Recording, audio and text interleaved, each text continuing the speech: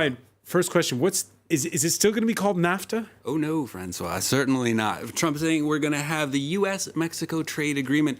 UMPTA, if you will. Does it UMPTA. sing? I'll leave that up to you. I don't know if he says NAFTA, very bad connotations. And if Canada's in the deal, what will it then be called? Oh golly, gee, we'll have to. Oh, I don't want to. Actually, I'm not going to. All right. So more seriously though? What changes? What's new in this agreement? Well, right now, honestly, it's very much still up in the air because right now what it looks like he's doing is pushing Canada out of the deal altogether. Now, a lot of people think that that's probably mostly a negotiating tactic, but we won't know for a little while.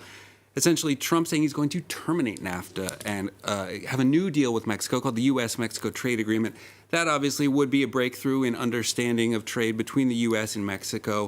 We're still waiting for details. Now, NAFTA, of course, much maligned by Trump. A lot of hard feelings between the U.S. and Mexico as this negotiation has been ongoing. Border walls, animals streaming across our border. A lot of hard feelings. But one of the big sticking points for Trump in NAFTA was U.S. auto parts, or rather, auto parts made elsewhere that were going into cars for the U.S. market. Now, Trump wanted to raise the U.S. auto part content for cars coming to the U.S. market. It looks like, obviously, there's preliminary details, but it looks like that's going up from 62% was a previous requirement. It looks like we might see 75%.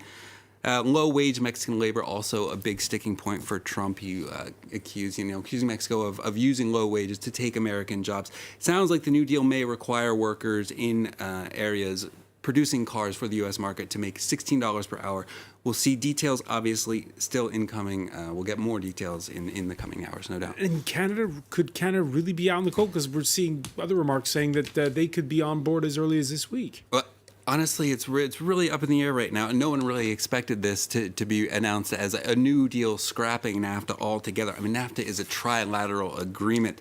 U.S., Mexico, Canada. Deals like this don't just get signed right away when you have a three-part deal like this. The administration actually, its authority is somewhat limited in what it can do. It looks like it would be a completely new deal. The administration has the authority to renegotiate NAFTA, but the U.S.-Mexico trade agreement, that's something else entirely. Now, I talked about tension between the U.S. and Mexico.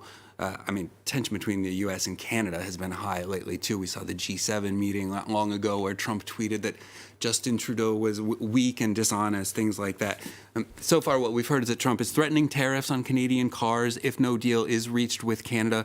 But that's also at the same time that he's announcing a new deal without Canada at all. So we'll see. Obviously, most analysts thinking this is a negotiating tactic to bring Canada into whatever the U.S. wants. Otherwise risk being left on the sidelines altogether. The thing is, though, like I said, the Trump administration's authority to renegotiate that deal is somewhat limited. There's a 180-day negotiating period that would have to come in for a new deal.